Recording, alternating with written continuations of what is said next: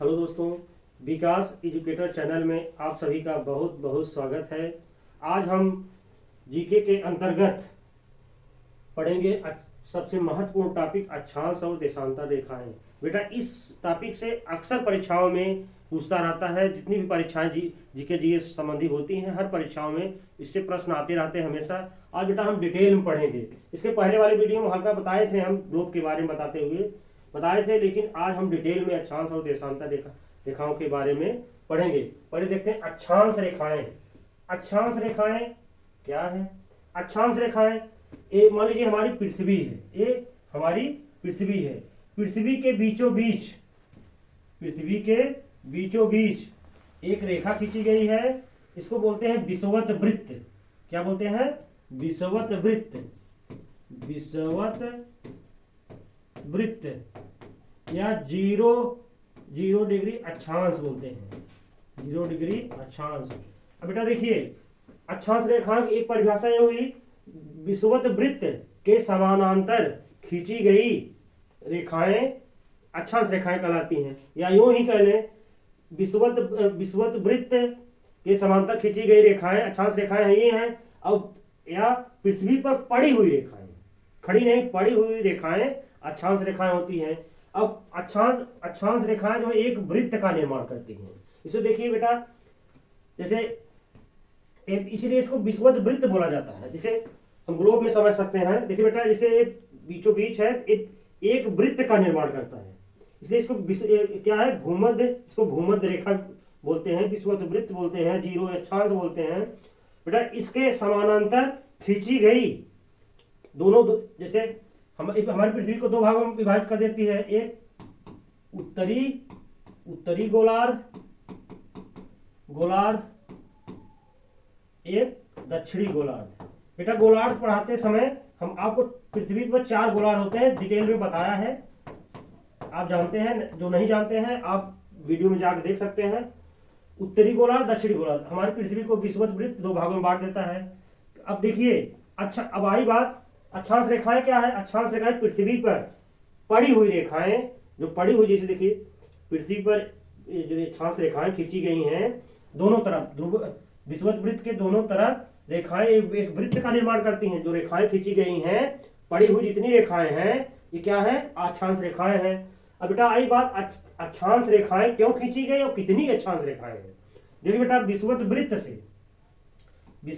से एक डिग्री पर रेखाएं खींची गई हैं। देखिए, विषुवत वृत्त एक पूरे गोले में, देखिए एक अर्धगोला हुआ, हम ऐसे समझते हैं, एक अर्धगोला हुआ। अर्धगोला जब ये हमारा केंद्र हुआ, जब एक डिग्री पर रेखाएं ऐसे खींची गई हैं, एक डिग्री पर ऐसे, एक समय आएगा यहाँ 0 हो जाए, ये 90 हो जाएगा, ये 90। इस प्रकार से एक अर्धगोले में जो है 90 अक्षांश रेखाएं उत्तरी गोलार्ध में, 90 दक्षिणी गोलार्ध में। इस प्रकार से अक्षांशों की कुल संख्या कितनी है? 90 + 90। और एक बेटा जो विषुवत वृत्त है, ये सबसे बड़ी अक्षांश रेखा है, सबसे बड़ी अक्षांश रेखा है। एक और जोड़ दीजिए,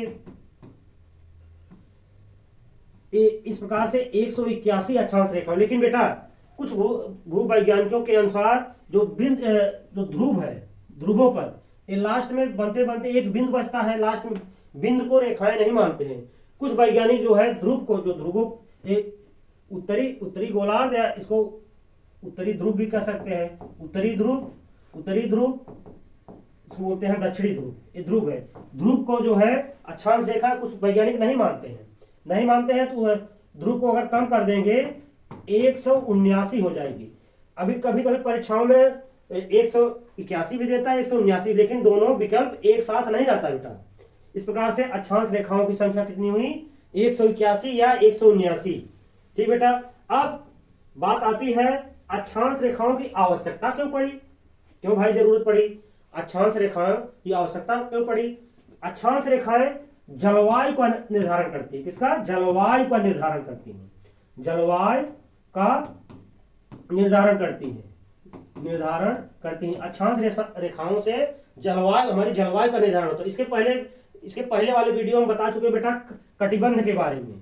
कटिबंध जिसे जोन बोला जाता है, हमारी पृथ्वी पर 3 प्रकार के कटिबंध बता चुके हैं बेटा। जैसे देखिए एक कर्क रेखा, ये हमारी कर्क रेखा है, कर्क रेखा। ये हमारी मकर रेखा है, मकर रेखा। एक अंटार्कटिक, ये आर्कटिक है,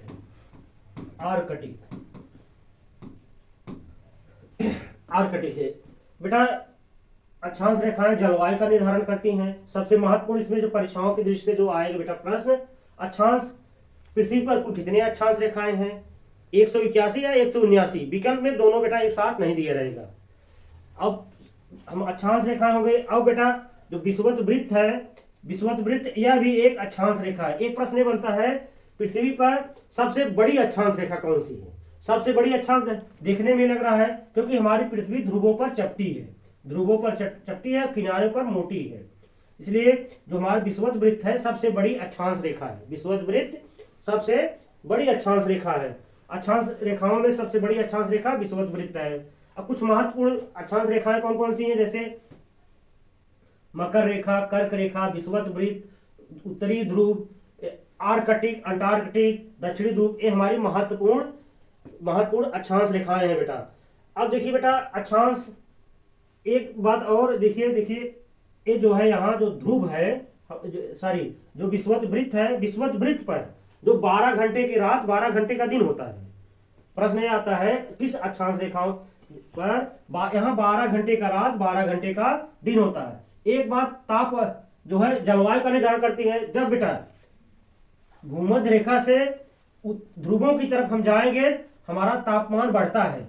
जब देखिए बेटा ये क्या है, विषुवत वृत्त है। विषुवत वृत्त से जब हम ध्रुव की तरफ जाएंगे तापमान बढ़ता है, क्योंकि यहाँ बेटा सूर्य, हम बताए थे जोन पढ़ाते कटिबंध पढ़ाते समय सूर्य की किरणें सीधा पड़ती हैं। कर्क रेखा से लेकर मकर रेखा के बीच में सूर्य की किरणें सीधा पड़ती हैं, यहाँ गर्मी ज्यादा पड़ती है। इसलिए बेटा जब हम ध्रुवों की तरफ जाएंगे, ध्रुवों की तरफ हमारा तापमान घटता जाएगा। अब बेटा एक प्रश्न ये बनता है परीक्षा की दृष्टि से, ध्रुवों की तरफ विषुवत वृत्त से ध्रुव की तरफ जाने पर तापमान घटता है कि बढ़ता है कि बराबर रहता है। परीक्षा में ऐसे पूछता है। तापमान विषुवत वृत्त से जब हम जाएंगे ध्रुव की तरफ तापमान घटता है। अब फिर उल्टा प्रश्न कैसे बना देता है, ध्रुव से विषुवत वृत्त की तरफ या भूमध्य रेखा की तरफ जाने पर तापमान बढ़ता है घटता है, उसी का उल्टा हो जाएगा, ध्रुव से विषुवत वृत्त की तरफ आने पर तापमान बढ़ता है। बेटा इस प्रकार से हमने जाना। और कुछ महत्वपूर्ण, हाँ बेटा देखिए अक्षांश रेखाओं पर आधारित कुछ प्रश्न, महत्वपूर्ण प्रश्न आते हैं। एक प्रश्न यह आता है कि सबसे बड़ी अक्षांश रेखा कौन सी है, हमारी विषुवत वृत्त हुई।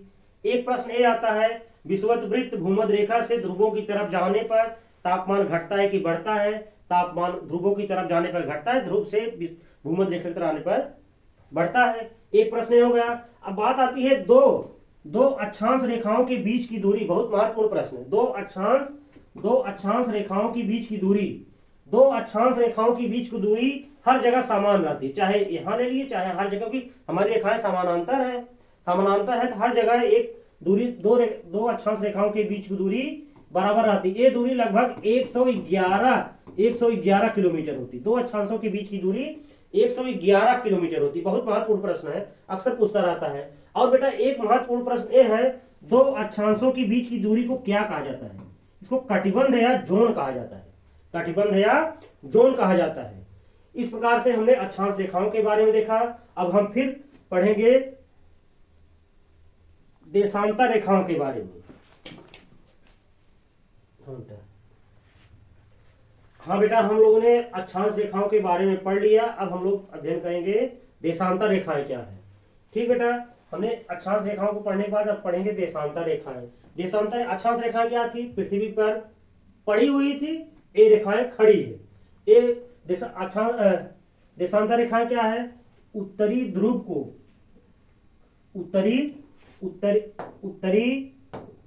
उत्तरी ध्रुव से दक्षिणी ध्रुव को मिलाने वाली, उत्तरी ध्रुव को दक्षिणी ध्रुव से मिलाने वाली रेखाओं को अक्षांश रेखाएं कहते हैं।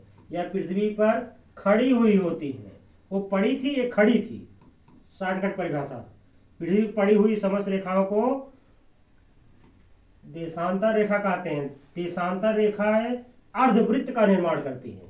वो अक्षांश रेखाएं वृत्त का निर्माण करती थी, ये अर्धवृत्त का निर्माण करती हैं, ये अर्धवृत्त का निर्माण करती हैं।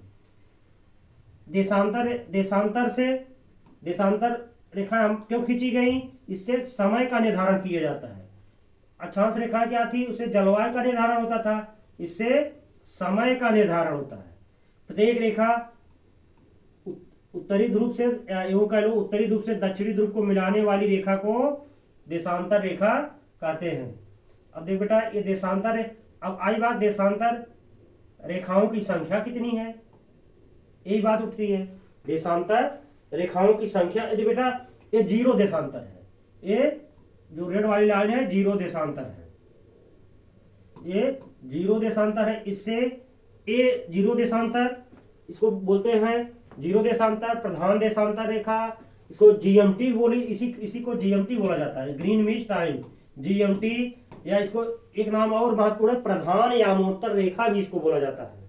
या हमारे, अब बात आई भाई अक्षांश रेखाएं पृथ्वी पर 181 होती हैं, आप लोग जान गए हैं। अब बेटा देशांतर रेखाएं कितनी है पृथ्वी पर? देशांतर रेखाएं, अब हमारी पृथ्वी भाई, हमारी पृथ्वी ऐसे पश्चिम से पूरब की तरफ ऐसे गत करती है।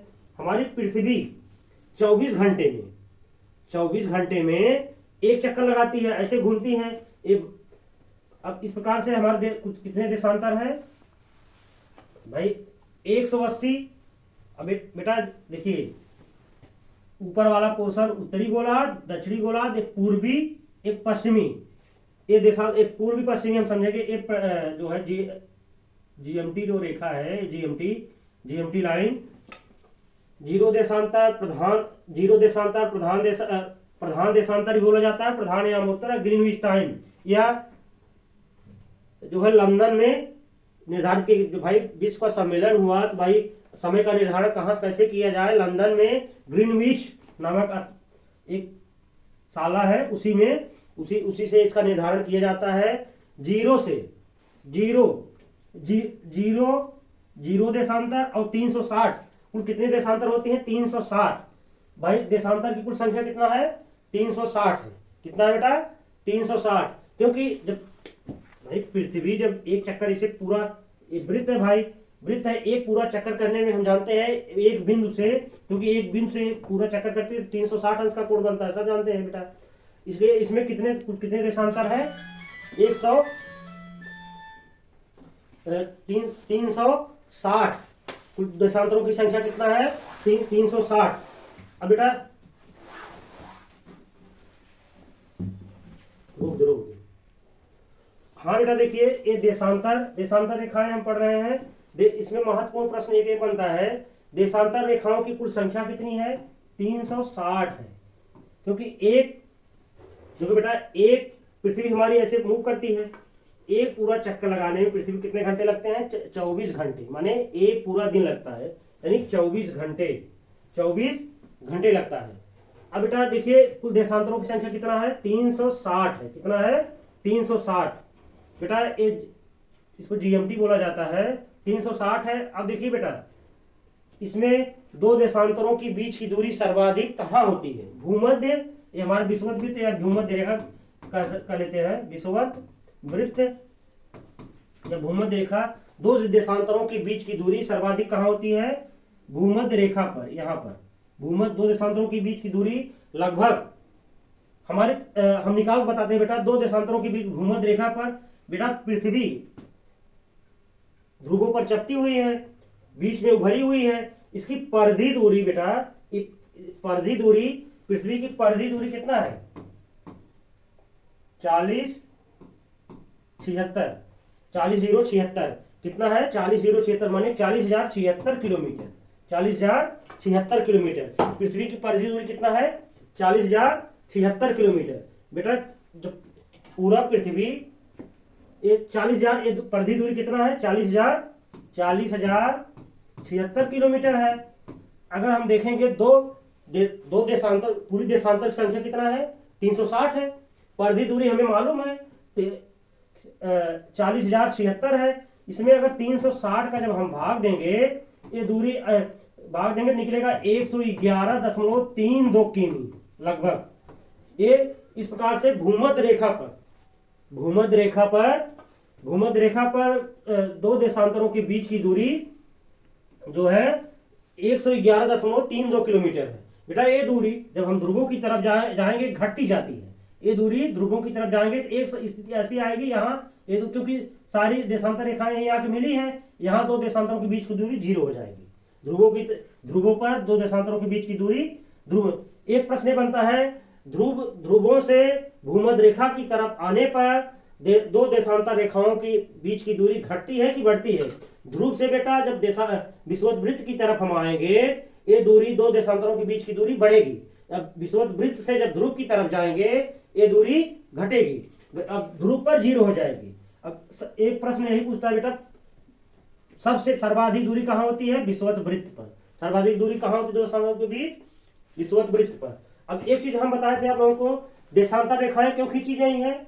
देशांतर रेखाओं से समय का निर्धारण किया जाता है। देशांतर रेखाओं से समय का निर्धारण किया जाता है। देखो बेटा, हमारी पृथ्वी एक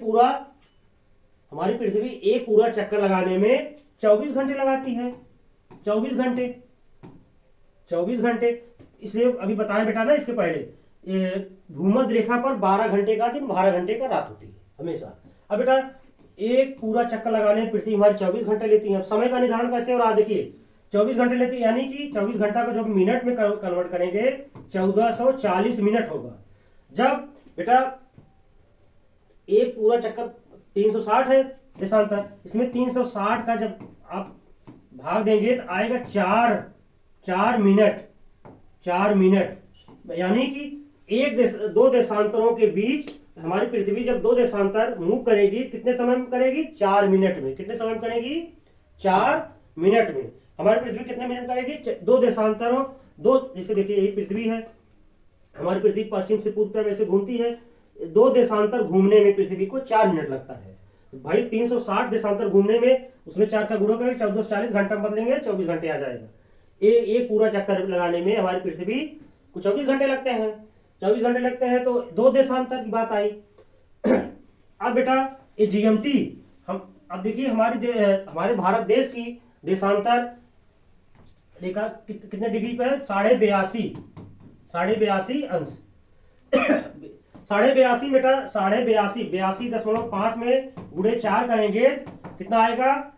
कैलकुलेट करेंगे 5 घंटा 30 मिनट। 5 घंटा 30 मिनट। हम देखिए लंदन में, देख बेटा, जब हम ये पूरब हो गया, एक पश्चिम हो गया बेटा, जब हम ग्रीनविच टाइम से जो रेखा है, इससे जब हम पूरब की तरफ जाएंगे टाइम बढ़ेगा। अगर यहाँ 12 बज रहे हैं, दो देशांतर जाएंगे, दो देशांतरों के बीच 4 मिनट लगता है, 4 मिनट 4 मिनट ऐसे बढ़ता जाएगा।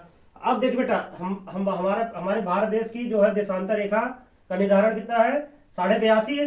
82.5 में जब 4 का आप गुणा करेंगे, 82.5 डिग्री है देशांतर। अब बेटा जब गुणा करेंगे 5 घंटा 30 मिनट, यानी कि अगर लंदन में 12 बज रहे हैं, हमारे भारत का टाइम 5 घंटा 30 मिनट ज्यादा रहेगा, यानी 5 घंटा 30 मिनट रहेगा।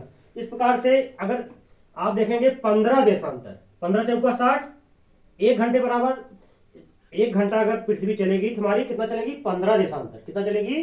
15, क्योंकि दो देशांतरों के बीच की दूरी, जैसे देखिए बेटा समझा दे रहे हैं, जैसे ये देशांतर है, इसके बीच की दो देशांतर चलेगी हमारी पृथ्वी, 4 मिनट समय लगेगा। ऐसे 15 देशांतर जब चलेगी तब 1 घंटा लगेगा। इस प्रकार से हमारी पृथ्वी पूरे एक राउंड करने में कितना समय लगता है? 24 घंटे। कितना समय लगता है? 24 घंटे। हाँ बेटा देखिए, इस प्रकार से हमने देशांतर रेखाओं के बारे में जाना। इसमें महत्वपूर्ण प्रश्न जो बनते हैं बेटा, क्या है? देशांतर रेखाओं की आवश्यकता क्यों पड़ी? देशांतर रेखाओं से समय का निर्धारण होता है, अक्षांश रेखाओं से जलवायु का निर्धारण होता है। ये प्रश्न बनते हैं ना परीक्षा में। अब दो देशांतरों के बीच की दूरी सर्वाधिक कहाँ होती है? भूमध्य रेखा पर या विषुवत वृत्त पर। अब ये आती है सबसे कम दूरी कहाँ होती है दो देशांतरों के बीच पूरी ध्रुवों पर, वहां 0 हो जाती है। ऐसे बेटा जब ध्रुवों से विषुवत से जब ध्रुवों की तरफ जाते हैं तो दो देशांतरों के बीच की दूरी घटती जाती है। और हमारी पृथ्वी एक पूरा चक्कर लगाने में 24 घंटे लगते हैं। कुल देशांतरों की संख्या 360 होती है। अगर हमारी पृथ्वी की परिधि दूरी 40,076 किलोमीटर है, तो उसमें एक पूरी देशांतरों की संख्या 360 है। 360 में जब भाग देंगे एक दो देशांतर घूमने में 4 मिनट का समय लगता है। एक ग्रीनविच टाइम लंदन से गुजरी हुई है। ये समय निर्धारण रेखा इसको बोला जाता है भाई। जब हम पूरब की तरफ बढ़ते हैं तो समय बढ़ता है, पश्चिम की तरफ बढ़ते हैं तो समय घटता। अगर इसे लंदन में अगर 12 बज रहा है, हम 15 देशांतर अगर पश्चिम की तरफ आ रहे हैं, यहाँ 11 बजेगा। तब एक देशांतर दो देशांतरों के बीच 4 मिनट है, तो एक घंटा करने में 15 देशांतर लगेगा। 15 देशांतर मतलब 1 घंटे। इस प्रकार से हम पूरब की तरफ जाएंगे, हमारा जो है समय बढ़ेगा, पश्चिम की तरफ आएंगे समय घटेगा। धन्यवाद विकास। इस प्रकार से बेटा